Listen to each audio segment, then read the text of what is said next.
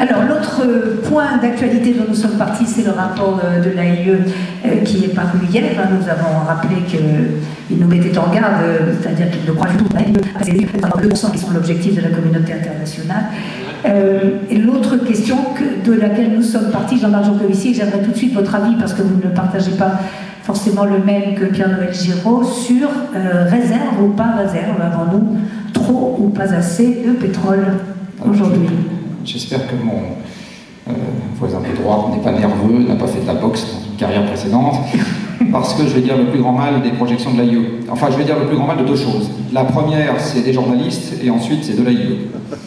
Ah bah voilà, on va commencer comme ça. Alors, je vais commencer par les journalistes qui aiment bien résumer au futur simple des rapports bruit conditionnels qui font 300 pages. Ça, c'est dire du mal des journalistes. C'est pour moi, mais vous aurez votre tour. Et la deuxième chose que je vais y foncer avec tous les rapports de 300 pages. La deuxième chose dont je vais dire du mal, c'est de l'AIE, parce que quand vous regardez le World Energy Outlook, publié par l'AIE depuis 1995 au moins, 90 peut-être, je ne sais plus. Chaque année, oui. Et que vous regardez quelles ont été les projections qu'ils ont faites à cette époque-là sur la production et donc la consommation future de pétrole, vous ne retrouvez absolument pas ce que l'histoire a vraiment été.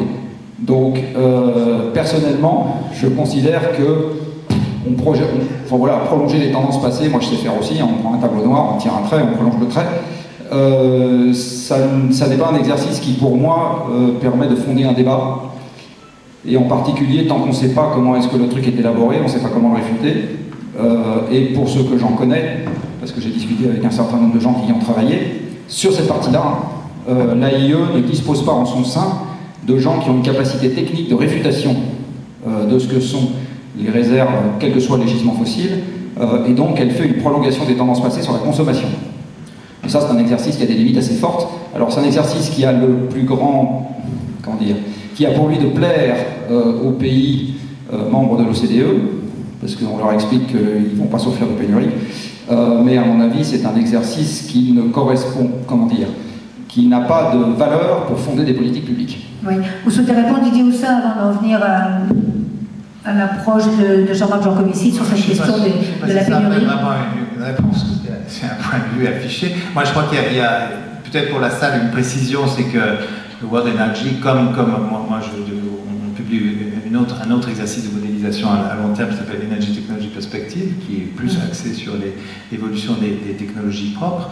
Et je crois que tous les gens qui font de la modélisation, effectivement, on travaille sur un modèle avec des hypothèses. L'objectif, c'est pas de la prévision, l'objectif, c'est d'écrire des scénarios pour attirer l'attention sur l'importance des décisions à prendre. Et je crois qu'il n'y a pas un scénario, il y a 3 scénarios dans le rapport de l'AIE. Un qui est business, qui est la prolongation des tendances actuelles, l'application des nouvelles politiques, dont on montre bien qu'il y a un effet positif en matière d'émissions de CO2, puisqu'on prévoit une croissance de la demande de près de 40% et une augmentation de 20% des émissions de CO2. Et on souligne qu'il y a un effort massif d'un côté en termes dans les politiques actuelles en termes d'efficacité énergétique et d'un autre côté en termes de décarbonisation, notamment de la production d'électricité grâce aux renouvelables, et un scénario qui est en lien avec ce que proposent les experts du GIEC, c'est-à-dire de limiter à 2 degrés le réchauffement climatique d'ici 2050 et qui supposerait un changement drastique des politiques énergétiques. Et je crois que c'est ça qui est important quand on fait des scénarios, c'est de montrer que où nous mènent les politiques actuelles, alors c'est une prolongation des tendances actuelles qui a notamment, je crois que tout exercice de modélisation qui a des difficultés à prévoir les ruptures. Alors on parlait du prix du pétrole, vous prenez l'oubli chaque année, c'est toujours une prolongation des tendances actuelles, alors même qu'on a connu des ruptures importantes et qu'on est peut-être en train d'en connaître une aujourd'hui. Et ça s'est produit depuis que le bouquin a été écrit, puisque quand le bouquin a été écrit, le bout était à 100$ et aujourd'hui à 80. Et c'était il y a 3 mois. Tout à fait. Le prix de la vente, les fluctuations. Il faut être attentif aussi aux éléments de rupture. Je crois qu'il y a une vraie divergence. Donc ça, c'est juste une clarification. C'est pas une prévision. Quand on écrit des scénarios, on ne fait pas une prévision. On attire l'attention sur l'importance des politiques. Et la deuxième chose, c'est sur, je crois, l'aspect réserve, où il y a eu divergence entre, effectivement, un certain nombre sur la question des réserves et la question du peak oil. Et effectivement, là-dessus, je crois qu'on ne partage pas la même vision que celle de Jean-Marc Jancovici. Pourquoi êtes-vous en désaccord, Jean-Marc Jancovici, avec ces propos? Pierre-Noël Giraud, ça ne me surprend pas, vous connaissez bien, nous dit aussi que notre problème, ce n'est pas de manquer de pétrole, c'est d'en avoir trop. Et c'est pas ce que vous dites. En tout cas, pas comme ça. C'est un débat. Alors, il y a plusieurs éléments en fait dans ce que je dis. La première chose que je dis, c'est que si on veut préserver le climat, on a trop de combustibles fossiles, mais si on s'intéresse à la croissance des pays de l'OCDE, on en a déjà plus assez. Donc, ça dépend de ce qu'on est en train de regarder. La deuxième chose, c'est que les combustibles fossiles sont fongibles dans une certaine mesure, c'est-à-dire que de passer du pétrole au charbon ou du pétrole au gaz modifie de manière très forte les investissements nécessaires pour continuer à avoir le même approvisionnement énergétique. Et donc, à un moment, vous butez sur une limite qui n'est pas une limite de ressources extractives, mais une limite de capitaux. Alors, je vais prendre un parallèle pour bien me faire comprendre. Si vous creusez 1 mètre cube de terre là, sous la salle où nous sommes, vous allez y trouver absolument tous les éléments du tableau de Mendeleïev. D'accord ? Tout y est. Simplement, l'essentiel de ces éléments seront présents à des concentrations telles que l'investissement énergétique et économique pour les récupérer est hors de portée. C'est exactement pareil avec les hydrocarbures, les diamants, whatever. Eh bien, votre fonction d'extraction, elle est nécessairement nulle à moins l'infini, nécessairement nulle à plus l'infini, et elle passe par un maximum entre les deux. Vous êtes obligé d'avoir un truc qui ressemble à ça. Ça, c'est des maths. C'est un théorème de maths. Donc, vous aurez un maximum à l'extraction, quelle que soit la ressource non renouvelable, ou plus exactement pour laquelle le stock est donné une fois pour toutes, qu'il s'agisse de l'or, de l'argent, de l'étain, du nickel, du cuivre, du cobalt, du chrome et du pétrole. Après, la question qui vient derrière, et qui est à mon avis la vraie question, c'est est-ce que ce pic, il est, compte tenu des ordres de grandeur connus, tellement loin dans le temps que c'est pas ça le sujet? Est-ce qu'il est tellement haut par rapport à la production actuelle que c'est pas ça le sujet? Alors, je vais vous donner un exemple, le calcaire. Le calcaire, il y a tel stock sur Terre, le silicium, il y a tel stock sur Terre que l'humanité mourra d'autre chose avant de manquer de silicium. Par contre, vous avez d'autres ressources sur lesquelles, et le pétrole en fait partie, sur lesquelles le niveau d'extraction actuel est dans l'ordre de grandeur de ce que vous donne une modélisation grossière. Je dis bien dans l'ordre de grandeur, vous savez qu'à l'ordre de grandeur, plus ou moins 20%, ça ne change pas. Donc c'est dans l'ordre de grandeur de ce qu'une modélisation grossière donne sur le maximum de la production mondiale, qui en plus sera vraisemblablement une production asymétrique. Donc le bon débat pour moi, c'est pas de dire qu'il n'y aura pas de pic, de même que personne ne dit j'arrêterai jamais de fumer, plus tard vous mourrez, vous arrêtez bien un jour. Bon. Ben là c'est pareil, il n'y aura pas de pic, c'est quelque chose qui viole les maths. La bonne question c'est quand, comment, quelles conséquences. Et encore une fois, si c'est tellement loin dans l'horizon de temps de l'humanité que c'est pas un sujet, on s'occupe d'autre chose. Si c'est pas tellement loin, on s'en occupe. Et mon avis c'est que c'est pas tellement loin. Ouais. Et par ailleurs, il faut savoir que pour l'Europe, ça a déjà commencé, puisque l'Europe est passée par son maximum d'approvisionnement pétrolier en 2006 et par son maximum d'approvisionnement gazier en 2005. Depuis, l'Europe a perdu 12% de son gaz et 16% de son pétrole. Et elle importe beaucoup, oui. Et c'est ça qui est directement à l'origine de la crise dans les pays de l'OCDE. Donc c'est pas juste une anecdote. On est déjà en train de manquer d'énergie dans les pays de l'OCDE. Oui. Et c'est directement ça qui fait les chômeurs aujourd'hui. Alors là, on est vraiment dans le thème. C'est donc une question encore controversée, apparemment, cette affaire des réserves et des pics pétroliers. Et puis la deuxième, et là, c'est vous qui venez de prononcer le terme de crise, nous on y arrive. Est-ce que cette crise de 2008 et même les précédentes est une crise de la finance ou une crise de l'énergie? Si on vous entend bien, c'est une crise de l'énergie. C'est une crise de l'énergie qui a commencé au moment des premiers chocs pétroliers. Au moment des premiers chocs, c'est très intéressant. Avant les chocs pétroliers, la production de pétrole augmentait d'à peu près 10% par an. Je ne sais pas si vous vous rendez compte, 10% par an, c'est absolument faramineux. Après les chocs pétroliers, si vous prenez la moyenne 1974-2005, vous tombez à moins de 1% par an. Donc en gros, vous perdez un ordre de grandeur sur le taux de croissance entre avant et après les chocs pétroliers. Et depuis 2005, c'est 0, pas grand-chose par an, c'est quasiment flat. Et en fait, on ne va pas se lancer aujourd'hui dans le grand débat sur la nomenclature, mais enfin, si on retire les liquides de gaz, c'est tout à fait flat. Donc, c'est pas une vue d'esprit, cette affaire-là. Alors, qu'est-ce qui s'est passé en 1974 ? On a vu apparaître une économie dématérialisée, qui est l'économie financière. En fait, si vous regardez là aussi les gains d'efficacité énergétique dans le monde depuis les chocs pétroliers, dans les pays hors zone OCDE, ils sont quasi nuls. Donc, en d'autres termes, dans les pays qui sont toujours en phase d'expansion économique sur la base de l'industrie, il n'y a quasiment pas de gain d'efficacité énergétique. Donc, dans les nano, vous savez, pour faire de la fonte, le rapport stoichiométrique entre le fer et c'est toujours le même. En ce qui concerne les pays hors zone OCDE, ils se sont mis à avoir des gains d'efficacité énergétique, à mon avis, essentiellement à cause d'un artifice comptable, qui est que le PIB n'est pas déflaté de l'inflation sur actifs. Alors, Quand les mètres carrés valent plus cher, ça vous fait plus de PIB, même s'il n'y a pas plus de mètres carrés. Alors, Pierre-Noël Giraud a très envie de vous répondre sur tout ça. Pour Jean-Marc Jancovici, on le voit, la croissance est bien bridée par l'énergie, et on va le redévelopper encore. Je dis même qu'elle est artificielle. artificiellement gonflé aujourd'hui par une convention comptable qui est qu'on déflate les biens courants et qu'on déflate pas les actifs. Pierre Giraud sur tout cela. Là, nous sommes au cœur des accords. En 3 points. Premier point. N'hésitez pas à intervenir si vous avez un troisième avis, ou l'un ou l'autre. Je relayerai vos SMS. Premier point, pour avoir accès aux réserves qui sont en effet limitées, mais attention, limitées, comme il l'a dit Jean-Marc Jancovici, en dessous d'un certain coût d'extraction, parce que les réserves dans l'absolu, ça ne veut rien dire. On ne va pas passer toute la terre à la moulinette pour en presser la moindre goutte d'hydrocarbures. Hein. Bon. Les réserves, c'est un concept économique. Vous en voulez une preuve? En 1950, aux États-Unis, publication du rapport Palais, que personne ne connaît, qui dit « Attention, les États-Unis vont bientôt manquer de cuivre. Le cuivre va être de plus en plus cher.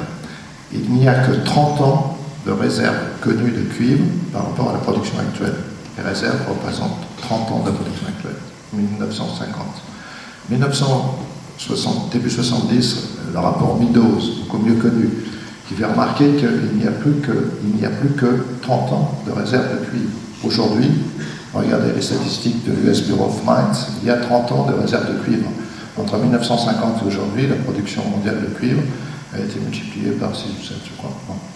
Mais je prends le pari que dans 30 ans, il y aura 30 ans de réserve de cuivre. Point. Pour une raison très simple, personne n'a intérêt, quand il y a 30 ans de réserve, d'aller en chercher. Parce que ça coûte de l'argent de faire apparaître des réserves. Et on n'a pas intérêt à dépenser de l'argent aujourd'hui pour des revenus dans 30 ans. Ni une firme n'a intérêt à le faire, ni un État. Il y a beaucoup mieux à faire de l'argent public que de connaître les réserves ultimes. Bon, ça c'est le premier point. L'idée que, nécessairement, pour trouver et pour exploiter d'autres réserves, le prix va augmenter parce que les investissements vont augmenter, ce que dit Jancovici, c'est que les investissements deviennent de plus en plus élevés. Donc, en économiste, si les investissements sont plus élevés, eh bien, le prix va augmenter. Donc on est renvoyé à la question du prix et à la question du pic. Alors je traite d'abord en un mot la question du pic. Les réserves à coût inférieur à un prix donné sont finies. Si le prix dépasse ce coût limite, on va faire autre chose que d'exploiter ces réserves. On va passer à autre chose, à un substitut renouvelable par exemple. Bon. Évidemment, si elles sont finies, leur production va augmenter, passer par un pic et décroître. C'est évident. Il ne faut pas être génial pour établir la théorie du pic de production d'une ressource finie au sens où, en dessous d'un certain prix, on va faire autre chose. Mais toute la question est de savoir si ce pic se situe juste au milieu, c'est ce que dit le géologue qui a inventé la théorie, Marion King-Huber, ou si le pic peut être très près de la fin. Et ça va dépendre du prix. Bon. Donc bien sûr, il y a un pic, c'est une trivialité, mais la vraie question c'est quand est-ce qu'on l'atteindra? Et sachant que quand on l'atteindra, c'est que le substitut ne sera pas loin. On ne sera pas loin du prix du substitut. Bon. Enfin, un dernier point sur les prix. Avant-dernier point sur les prix, moi je prétends que le prix du pétrole à $120 le baril, le pétrole ne peut pas dépasser durablement $120 le baril. Pourquoi? Parce qu'à $120 le baril, vous faites des carburants pétroliers, des carburants avec du charbon et du gaz. Il y a des usines en Arabie, dans le Golfe qui produisent 200 000 barils par jour de carburant avec du gaz. Bon, alors vous me direz, oui, mais le gaz aussi va augmenter en prix. Mais non, le gaz, ça ne va pas augmenter. L'industrie du gaz est extrêmement compétitive. Avec les nouveaux gaz et les nouvelles techniques, on va avoir des gaz qui vont marcher pendant 30 ans. Et le charbon, c'est même pas ce qu'on a. C'est même pas ce qu'on a. Et c'est aussi une industrie très compétitive, donc ça évoluera. Le prix du charbon évoluera en fonction des coûts d'extraction. Regardez ce qui se passe en Australie, c'est impressionnant. Les progrès de productivité dans les mines de charbon, c'est plus germinal. C'est des robots maintenant. Des gigantesques robots qui enlèvent la terre. Mais est-ce qu'il peut y avoir une façon, c'est une question d'une façon propre d'extraire du charbon, justement, une façon respectueuse de l'environnement? On la trouvera un jour ou pas? Quand on sait à quel point la Chine compte sur son charbon. Non, dit Jean-Marc Jancovici, Didier Houssin ou Pierre Giraud. Je peux dire un mot quand même sur en Europe la croissance bridée par l'énergie, parce que alors là, vraiment... Mais pas répondu à ma question. Didier Houssin, vous dites quoi, oui ou non? Est-ce qu'on peut extraire proprement du charbon un jour? Puisque manifestement, on va continuer de le faire. extraire, oui, on peut progresser, on peut surtout faire des centrales électriques au charbon qui sont beaucoup plus propres en termes d'émissions de polluants classiques. C'est des techniques dites de charbon propre qui sont beaucoup développées au Japon, par exemple, et qui fonctionnent, mais qui n'arrivent pas le problème du CO2. C'est ça qu'on appelle pas propre. Si on appelle pas propre, d'avoir des fumées où il y a moins de NOx et moins de SOX, ça c'est faisable. Et c'est même rentable parce que le charbon est bon marché, va être appelé à rester bon marché, peut-être de plus en plus bon marché, de meilleur en meilleur marché au fur et à mesure que les pays prendront des mesures contre le charbon, puisque les ressources sont là. La question c'est celle du CO2. Et sur la question du CO2, il y a une technologie qui est à l'étude qui est celle du stockage de carbone, la capture et stockage de carbone, qui a un peu progressé au cours des dernières années, qui reste trop cher aujourd'hui, et pour lesquels on estime à l'AIE qu'on ne fait pas assez d'efforts de R&D et de démonstration pour faire baisser les coûts. Parce que plus vous subventionnez, plus vous aidez une technologie, on l'a vu pour les renouvelables, plus vous avez des progrès, des baisses de coûts. On voit aujourd'hui l'éolien et le solaire devenir compétitifs dans pas mal de régions sans subvention, parce qu'il y a eu des efforts massifs de soutien pendant des années, des efforts de R&D, des dispositifs d'aide à l'investissement, etc., qu'on n'a pas fait dans le stockage de carbone. Donc c'est plus un problème de politique, là encore, et je crois, juste un mot sur la question du pic, la vraie contrainte, c'est celle du changement climatique. Si on prend au sérieux la question du changement climatique, là on est sûr que le problème viendra avant la question du pic des réserves de pétrole, si on intègre les pétroles non conventionnels, puisque le pic, comme je disais tout à l'heure, le pétrole conventionnel, on a atteint notre pic. Alors le pic, c'est un mauvais mot parce qu'on a l'impression que c'est un pic, et tout, après ça redescend. En fait, c'est un plateau, c'est-à-dire que la production s'arrête d'augmenter. C'est ce qui se passe aujourd'hui pour le pétrole conventionnel. On a un plateau qui est lent et on a un développement de nouvelles ressources qui n'étaient pas connues avant, et des progrès technologiques, ce qui est quand même aussi très... Une chose qu'on a du mal à modéliser aussi, c'est l'impact du progrès technologique. C'est qu'on a des chutes de coûts qui sont extrêmement spectaculaires sur les pétroles et gaz non conventionnels quand on développe ces technologies.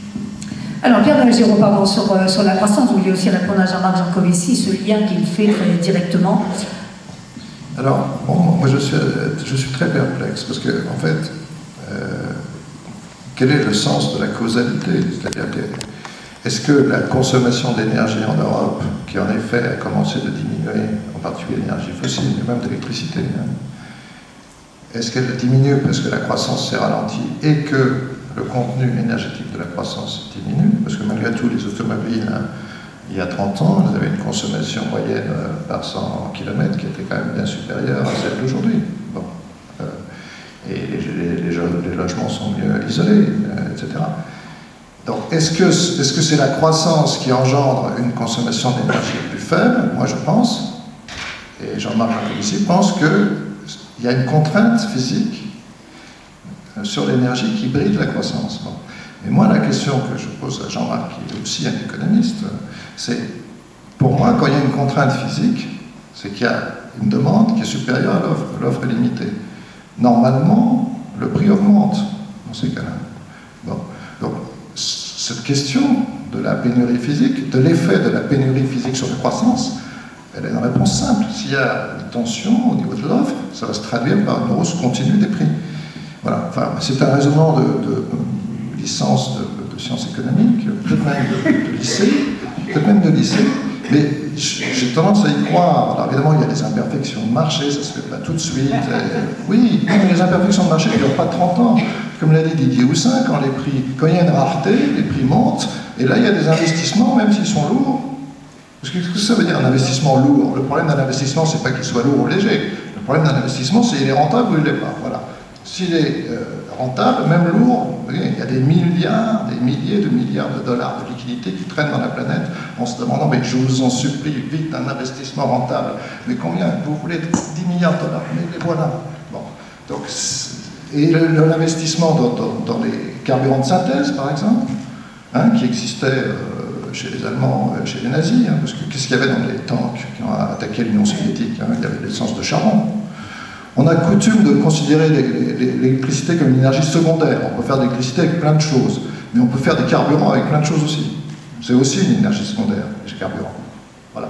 Donc, devant nous, en effet, on l'a dit, le pétrole conventionnel, il va faire de moins en moins de carburant avec du pétrole conventionnel.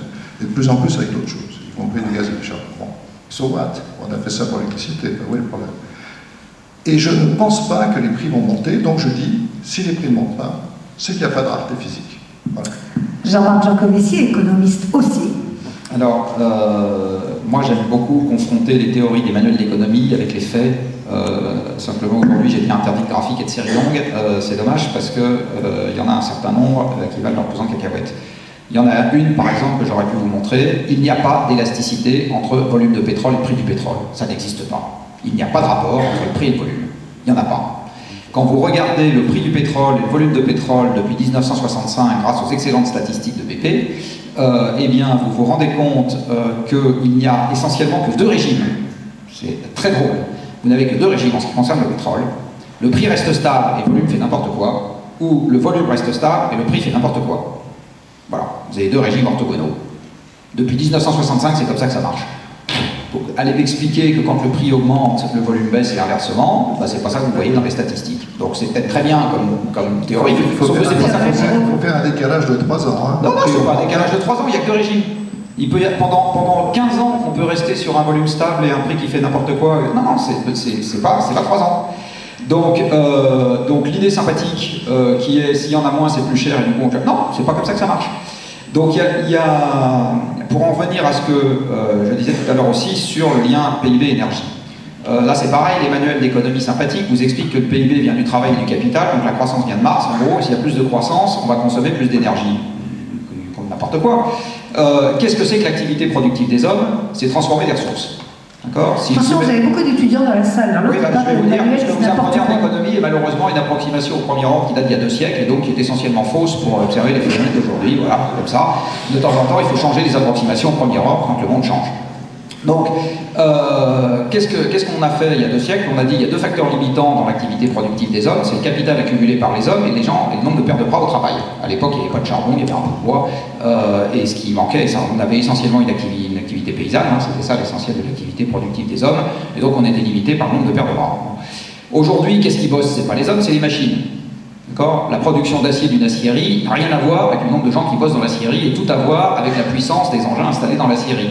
La production d'un camion n'a rien à voir avec la puissance de... Vous pouvez mettre 1 ou 10 conducteurs dans le camion il transporte toujours la même chose, à la même vitesse, pour aller du même endroit au même endroit. Donc ce qui produit aujourd'hui, c'est pas des hommes, c'est des machines. Les hommes, ils sont là pour appuyer sur des boutons et des manettes. Si vous allez voir un ouvrier dans une usine, aujourd'hui, il a des machines à commande numérique, donc il appuie sur des boutons et des manettes. Le conducteur de camion, il appuie sur des boutons et des manettes, ça s'appelle l'accélérateur et le volant, etc. On appuie sur des boutons et des manettes.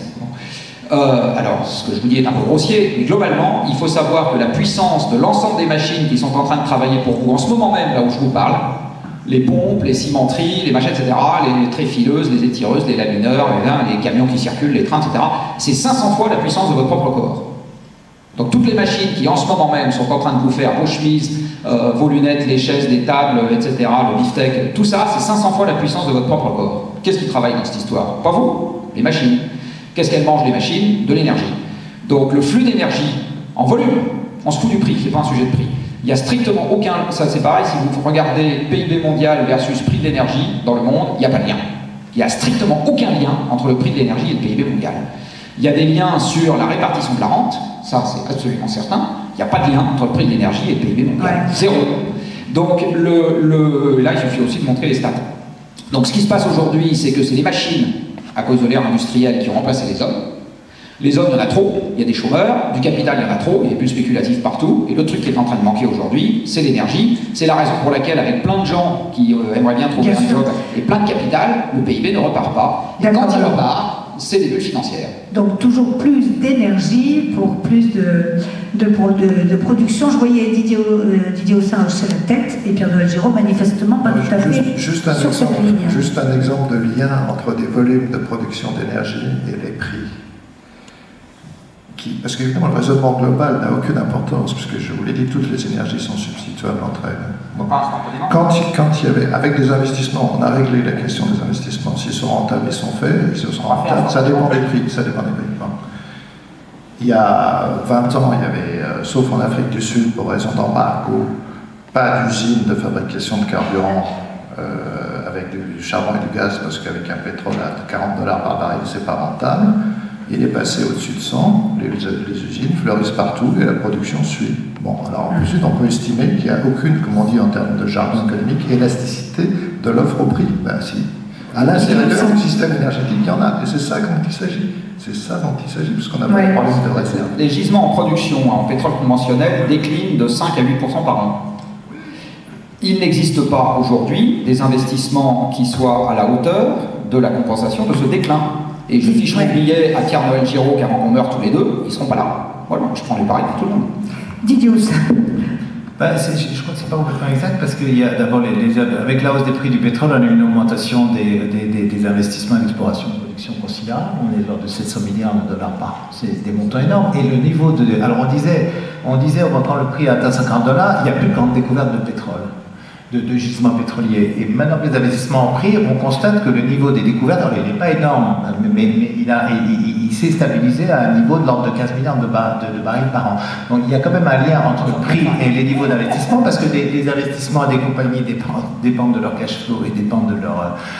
et dépendent du prix du pétrole, et plus on investit, plus on peut renouveler la ressource. Moi, je pense qu'il y a très peu d'élasticité immédiate, mais la question, quand les prix montent, on voit quand même qu'il y a des effets au bout de 3 ou 4 ans. C'est ce qu'on voit aujourd'hui quand même. Il y a quand même aujourd'hui une surproduction de pétrole par rapport à la demande. Alors, par contre, moi, j'aimerais bien renvoyer la question.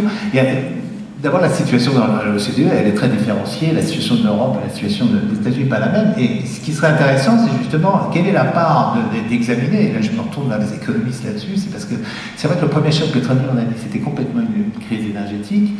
Et la crise de 2009, on a dit, c'est complètement une crise financière. Maintenant, on commence à se demander si, effectivement, la hausse... moi, je pense pas que c'est un problème de physique, mais il y a eu comme une très forte hausse des prix du pétrole juste avant la récession. Oui, c'est quand même une thèse qui commence à s'imposer. On a eu une année extraordinaire en 2008, où le prix est monté à plus de $140 en juillet, est tombé à 30 en décembre. Après, l'OPEP a fait son boulot et le prix est monté à 100. Et dans quelle mesure ça n'a pas été un facteur de la récession? Et à l'inverse, est-ce que l'augmentation extraordinaire de la production d'hydrocarbures aux États-Unis n'est pas un des facteurs de la reprise économique aux États-Unis? Parce qu'ils ont une croissance quand même substantielle, le chômage est, je crois, en dessous de 6%, donc on a une situation qui, par rapport à l'Europe, n'a rien à voir. États-Unis, on rappelle, un redevenu. Il y a des tas de facteurs, il y a le dynamisme de l'économie américaine, il y a beaucoup plus de flexibilité, etc. Mais il y a aussi quand même parce qu'on parle beaucoup du gaz de schiste sous l'aspect environnemental, mais il faut voir que toutes les industries fortement consommatrices d'énergie, comme notamment la chimie, tous les investissements se font maintenant aux États-Unis. Même les pays du Golfe investissent aux États-Unis, et ce qui est dramatique pour la chimie européenne.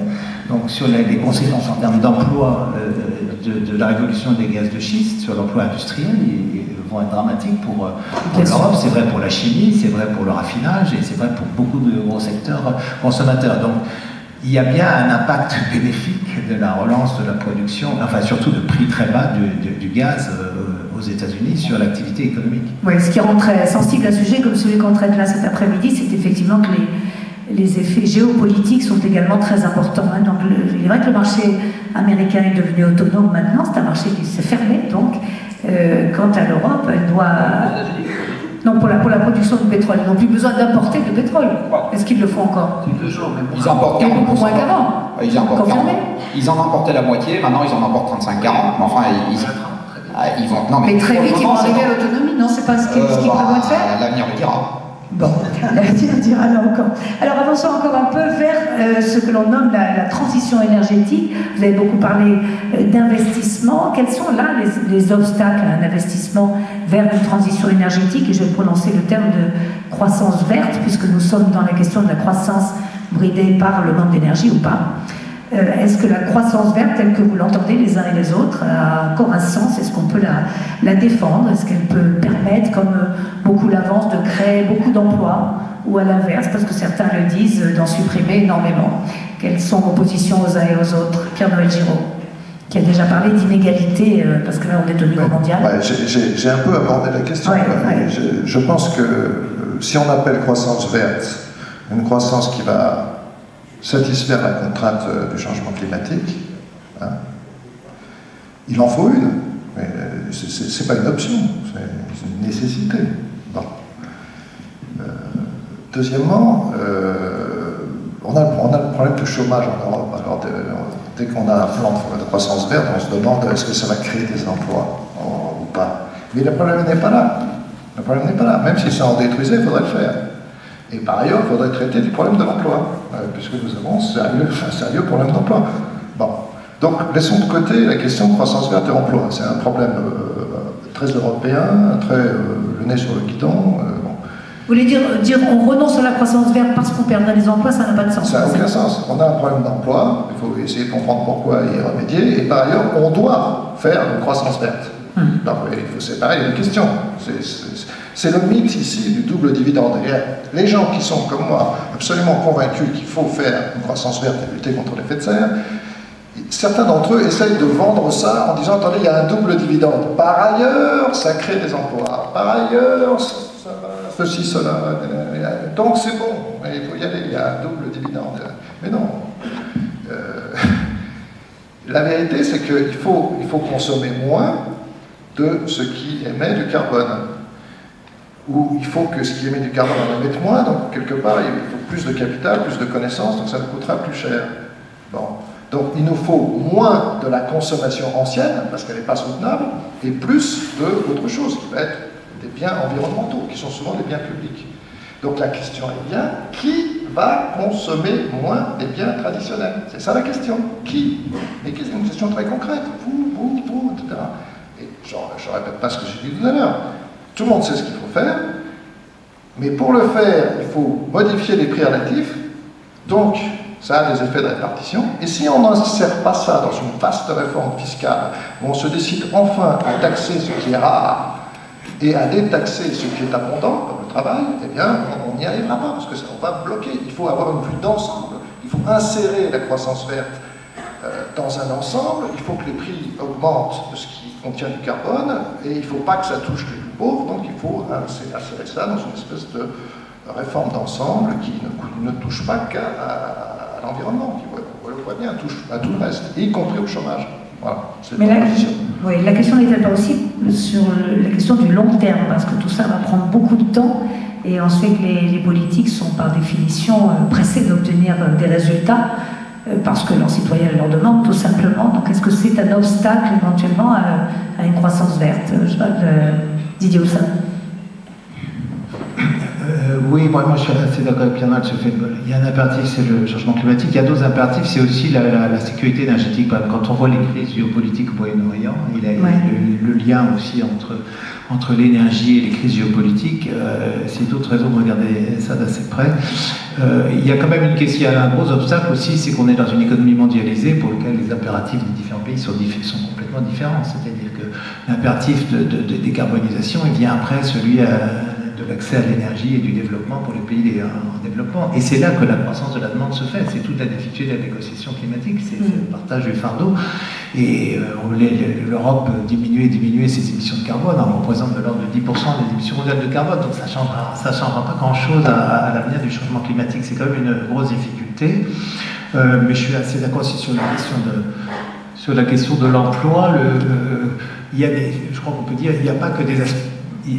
Dans une économie mondialisée, il y a quand même éventuellement des conséquences négatives sur l'emploi. Il y a aussi des conséquences positives, que ce soit l'efficacité énergétique, toutes les mesures en matière d'isolation, etc.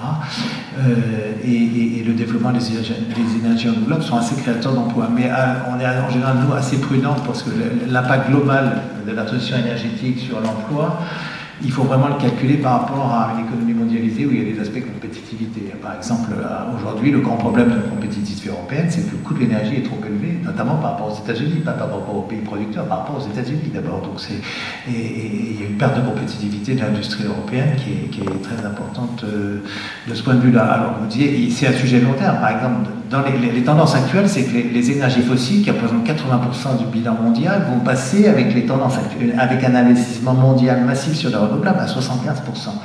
Ouais. Ce qui est assez dérisoire, ce qui donne l'importance de la transformation qui est nécessaire et le fait que ça prendra du temps.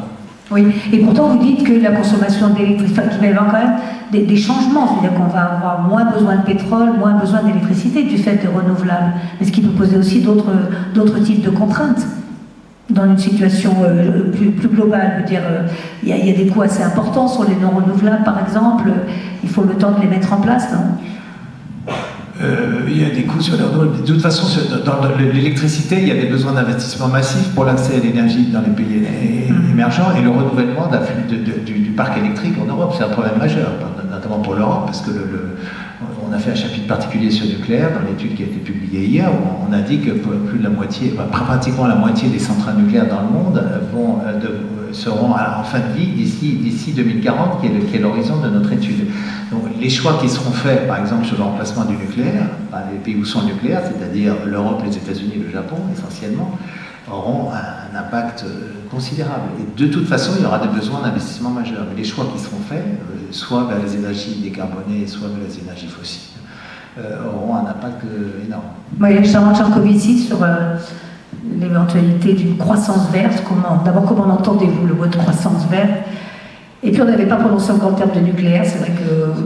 La croissance verte est un terme sympathique employé par les politiques qui n'ont pas envie de se casser la nénette et par des journalistes qui n'ont pas envie de se casser la nénette non plus.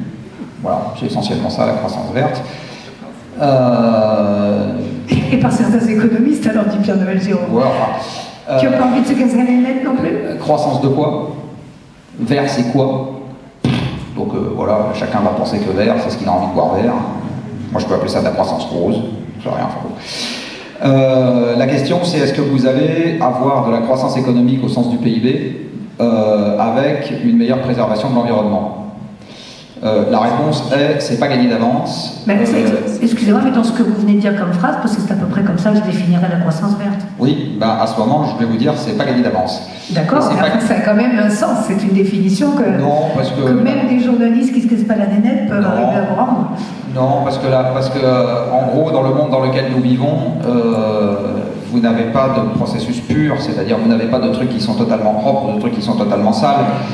Chaque processus physico-chimique a ses propres avantages et ses propres inconvénients, et souvent choisir, c'est hiérarchiser des nuisances, considérer que dans tel cas d'espèce, telle nuisance est préférable à telle autre, parce que le bilan coût-bénéfice, pas au sens économique, mais au sens global, est plus intéressant pour une idée A qu'une idée B. Donc gérer, c'est hiérarchiser.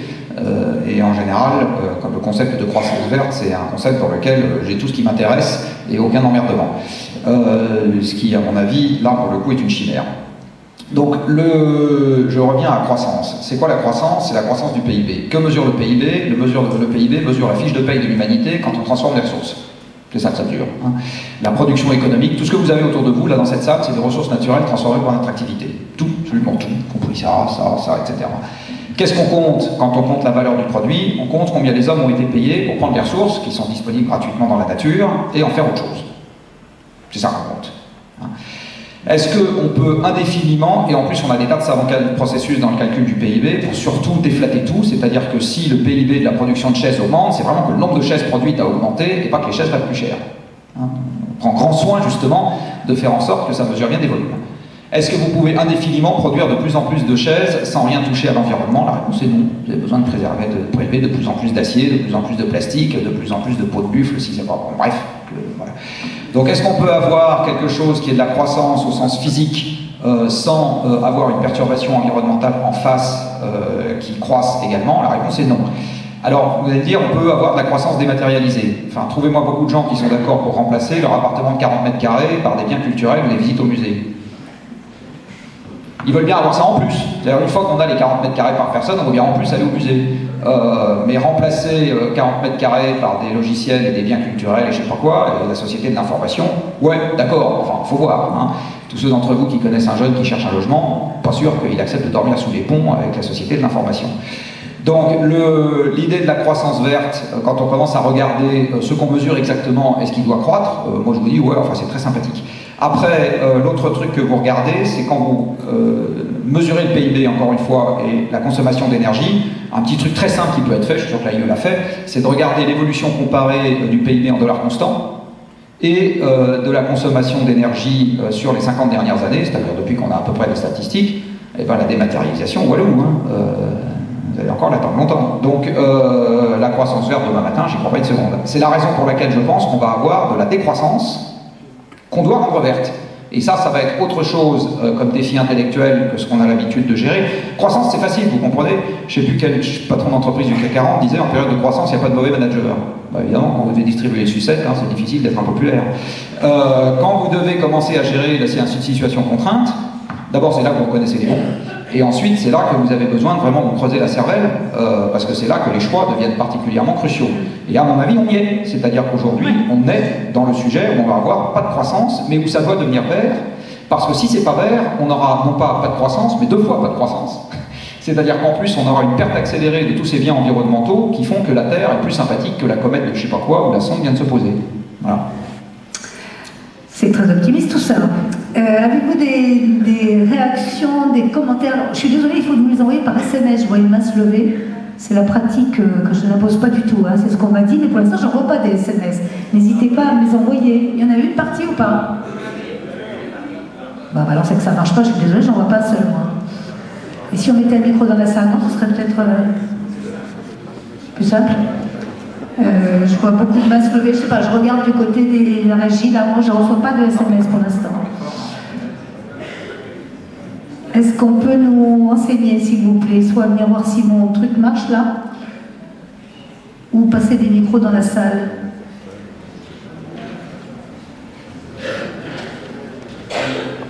Ça ne fonctionne pas au-delà d'un certain niveau. Il faut renforcer la flexibilité des systèmes en ayant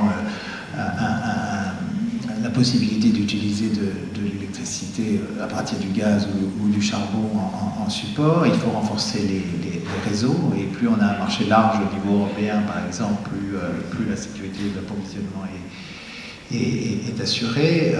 Il y a aussi une question de la réponse de la demande. Je pense qu'il y a un domaine dans lequel on pourrait voir des transformations très importantes dans les années qui viennent, c'est d'utiliser Internet, d'utiliser la maîtrise de la demande de façon beaucoup plus active dans le domaine de la consommation d'électricité pour pouvoir avoir des signaux prix qui fassent que la demande s'adapte beaucoup mieux à la production d'électricité. Et parvenir à plus d'efficacité. Vous hochez la tête, Jean-Marc. Je suis perplexe quant au fait que le train qui m'a amené ici tout à l'heure, il n'avance que s'il y a du vent.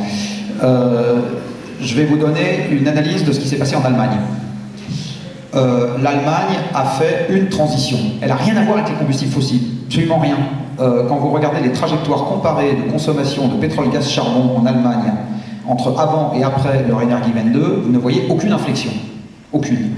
Quand vous voyez l'évolution comparée de la France et de l'Allemagne en termes de pétrole, depuis 45 ans, je mets au défi qui que ce soit, si j'enlève l'échelle de temps, de me dire quand a débuté la transition allemande. C'est impossible à dire. Ce qui s'est passé en Allemagne, c'est qu'ils ont remplacé pour